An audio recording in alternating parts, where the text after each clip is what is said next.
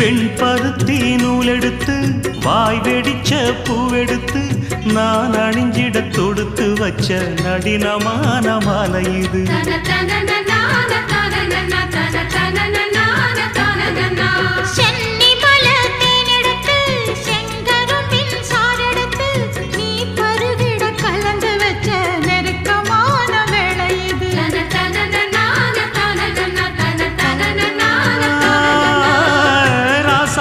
உடம்பிருக்கும் ரவிக்க துணி நானாக அன்னாடம் சூடி கொண்ட ஆசை வச்சாகாதா.